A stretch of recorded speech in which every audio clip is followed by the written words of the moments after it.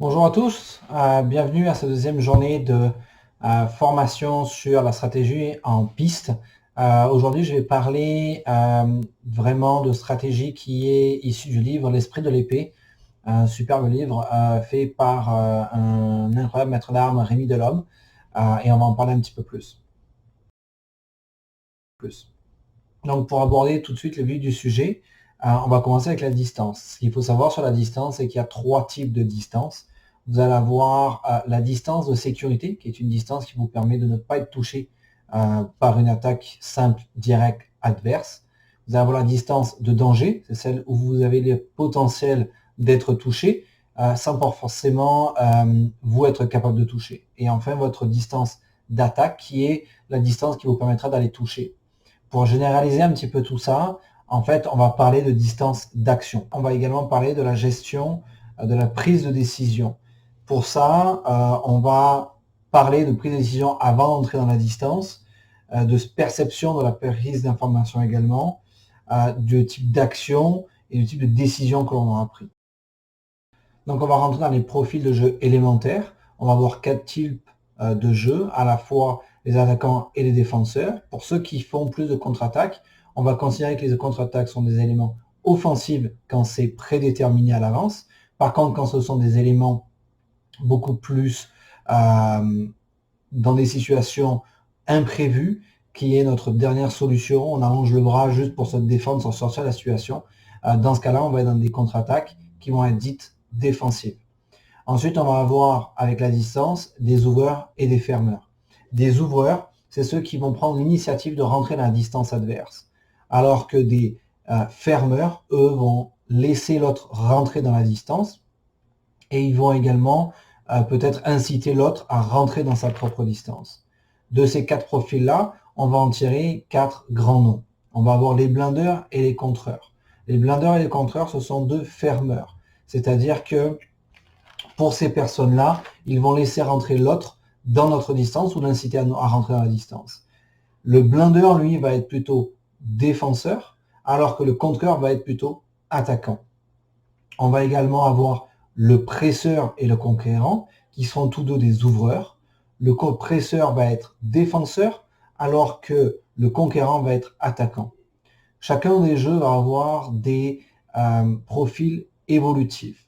Par exemple, pour le contreur blindeur, une évolution va être ce qu'on va appeler l'aspirateur, quelqu'un qui va beaucoup reculer pour laisser avancer l'autre et en tirer avantage. Pour le presseur-contreur, une évolution va être l'oppresseur. C'est quelqu'un qui va plutôt repousser son adversaire pour le pousser dans son fin de piste à lui.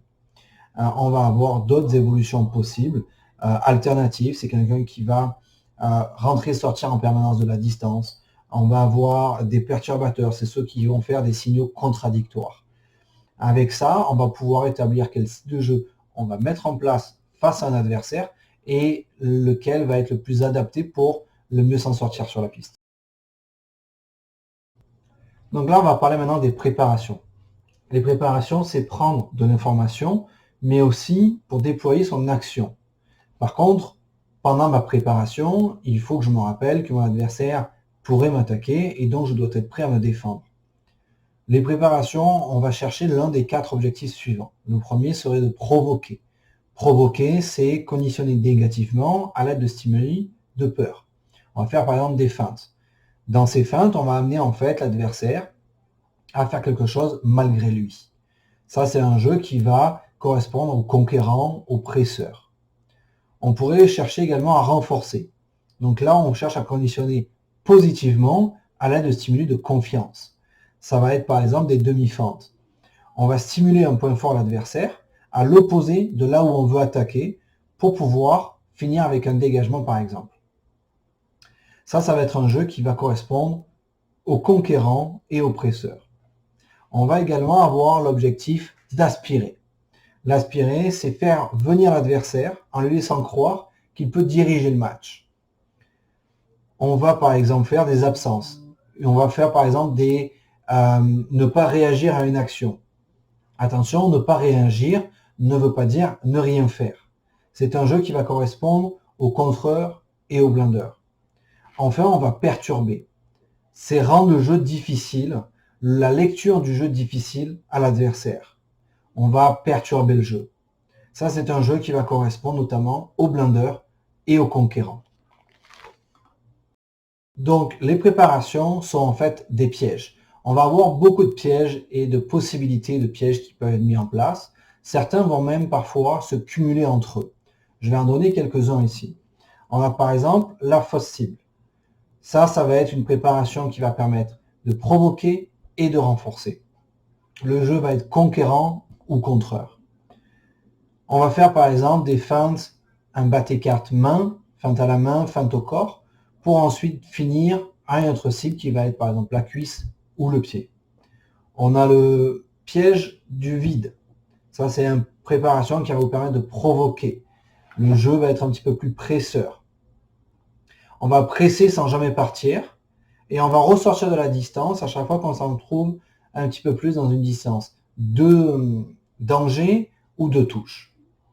Et à un moment donné, on va faire tomber dans le vide et sur le retour en garde, par exemple, on va pouvoir attaquer. On va également faire l'opposé de ça. Au lieu de laisser tomber dans le vide, on va le provoquer avec des attaques courtes. Et au moment donné où il va rentrer dans la distance, au lieu d'en sortir comme je viens de faire, ben là, à ce moment-là, je vais pouvoir les déclencher mon attaque vers l'avant. On a également des pièges où on va faire ce qu'on appelle donner à manger. Ça va être aspirer pour les jeux de blinders. On va donner du fer à l'adversaire et on va en tirer parti lors de son attaque par attaque au fer à ce moment-là. On pourrait également jouer le jeu de l'embrouille et de la simplicité. Ça, c'est pour perturber avec un jeu conquérant. En fait, on va montrer l'inverse de ce qu'on va faire et on va préparer au fer, mais on va l'attirer, mais on ne va pas utiliser cette attaque au fer qu'on a préparée. Si maintenant on parle des poignées droites et des poignées orthopédiques, de différents types de poignées, les droitiers, les gauchers, les principes d'opposition, dans un premier temps, il faut savoir pourquoi on choisit sa poignée. Les personnes avec une poignée droite vont avoir un petit peu plus d'allonge, bien entendu, une angulation de la touche qui va leur être favorable, et également ce sont des personnes qui vont être plus des défenseurs de pointe, et ils vont rechercher l'angle dans la touche. Les poignées orthopédiques, quant à elles, auront une force un peu plus supplémentaire dans leur action, une vitesse de main qui va être à leur avantage. Ils vont défendre un petit peu plus au fer et faire des actions au fer également. Concernant les droitiers-gauchers, gauchers-droitiers, poignée droite, poignée orthopédique, en fonction de vous êtes de même main ou de main différentes.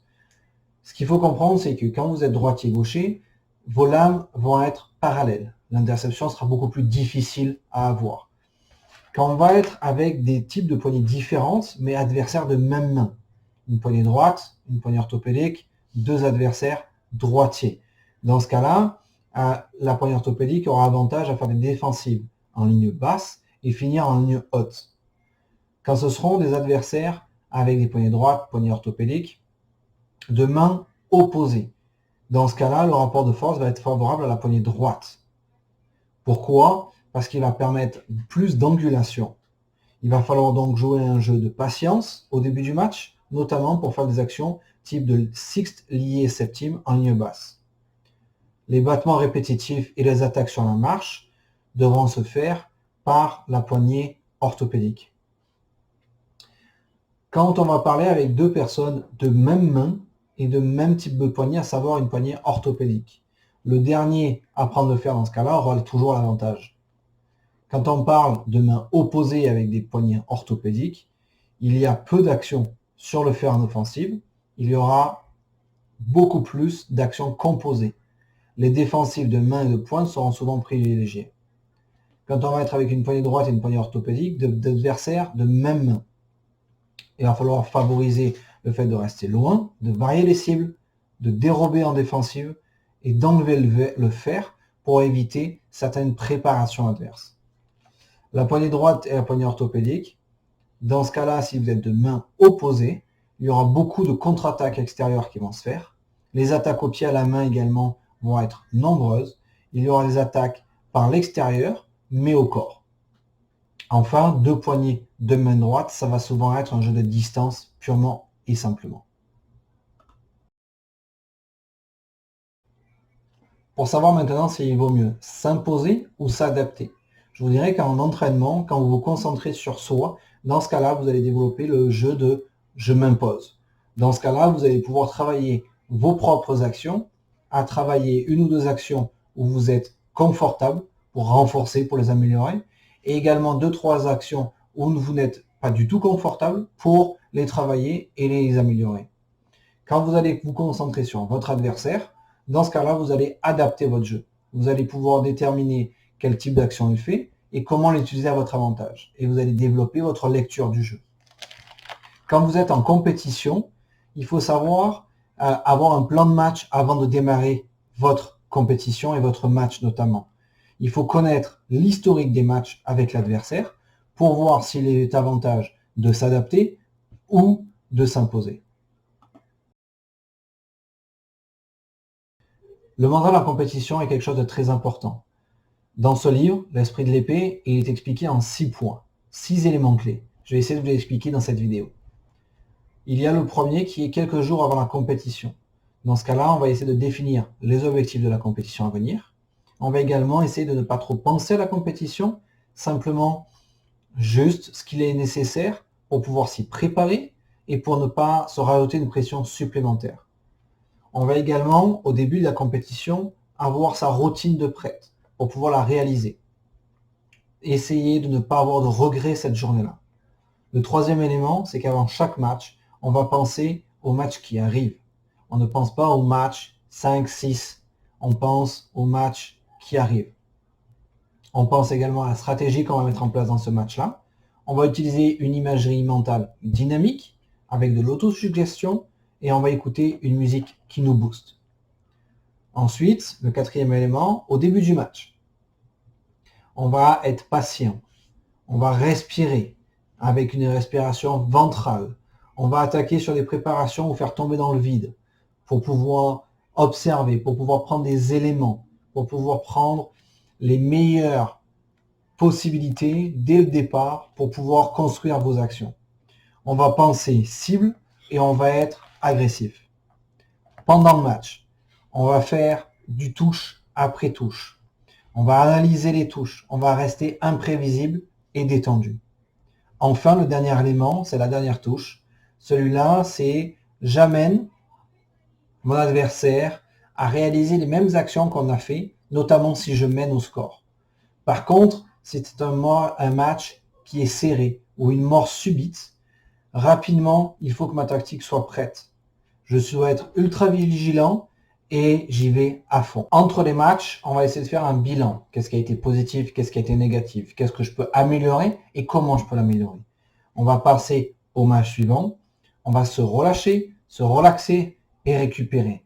Enfin, on va focuser sur le prochain match qui arrive pour pouvoir avoir notre pleine attention sur le match à venir. On ne peut plus agir sur le match qui vient de se terminer, mais on peut toujours agir sur le match qui va arriver. Dans ce chapitre, on va aborder le rapport de force psychologique. Il va y avoir deux aspects à ce rapport de force. Le premier est le mental, le deuxième est l'aspect tactique. Pour inverser le cours d'un match, il n'y a pas 36 solutions. Dans un premier temps, on doit changer son attitude. On doit réagir. On doit positiver. On doit se secouer et réagir mentalement. On doit revenir à une calme pour nous permettre de couper le rythme du match, pour aller simplement vers l'adversaire et avoir l'esprit le plus ouvert possible. Pour cela, entre chaque touche, il est possible très simplement de prendre le temps de revenir se mettre en garde et d'agir en 3 phases distinctes. La première, quelques secondes, où on lâche l'énervement à voix haute si l'on veut. Attention cependant à respecter l'esprit sportif. Dans un deuxième temps, on va prendre une grande inspiration et expirer. Ça va nous permettre de faire le vide et de se concentrer sur rien du tout. Simplement, on repart à zéro. Et enfin, la troisième phase, c'est qu'est-ce que je dois faire? Comment je vais agir? Soyez positif dans cette phase-là et gardez des mots comme attaquer à l'épaule, comme j'attaque, je défends. Si vous mettez le mot pas dans votre phrase, vous penserez plus à ne pas faire la chose que vous ne voudriez pas faire que faire ce que vous voudriez réellement faire. Je Je m'explique. Si vous dites « je ne dois pas faire parade de cartes », très souvent, vous allez faire votre parade de cartes. Si par contre, vous dites « je dois attaquer », dans ce cas-là, vous allez attaquer. Il se peut que votre plan soit déjoué par votre adversaire qui ne vous laisse pas attaquer, mais au moins, vous ne partirez pas sur des actions réflexes, involontaires et qui sont parfois frustrantes. C'est maintenant, on parle de l'aspect tactique. On va pouvoir commencer, par exemple, par changer de cible, par changer de position de pointe, avoir une pointe haute versus une pointe basse. Quand on a une pointe haute ou une pointe basse, il ne faut pas viser le sol ou le plafond, il faut simplement viser une zone qui va se diriger entre le genou et l'épaule adverse. On va changer la distance de jeu.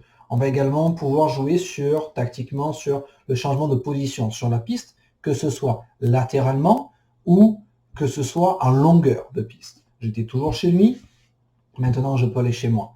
Bien souvent, les athlètes qui sont menés continuent à faire les mêmes erreurs et ne changent pas du tout de position sur le jeu. Ils ont attaqué, l'autre adversaire mène, et bien ils pensent qu'ils doivent encore plus attaquer pour les toucher. Ce n'est pas toujours le cas. Parfois, vous pouvez forcer l'adversaire à venir vous attaquer ou lui faire croire que vous baissez les bras, il va vous attaquer et là, vous allez pouvoir jouer défensif. Vous allez pouvoir également changer votre orientation du jeu. Vous étiez par exemple blindeur, vous pourriez très bien devenir conquérant. Ce n'est pas toujours facile, mais si vous avez travaillé dans ces phases-là en entraînement, vous allez pouvoir y arriver en compétition. Si on aborde maintenant les défensives, vous avez 4 types de défensives. Vous avez des défensives de pointe, qui vont être des progressions de pointe vers l'avant, comme la contre-attaque, le contre-arrêt. Vous avez également des défensives de jambes. Dans ce cas-là, c'est pour faire tomber l'adversaire dans le vide, avec une ou deux retraites par exemple. Vous allez avoir des défensives de fer, ce sont les parades. Vous avez les défensives de corps avec les esquives. Le petit bonhomme, l'esquive latérale, le saut. Un bon conseil, parfois il faudra cumuler 2 types de défensives pour permettre à votre défensive de réussir.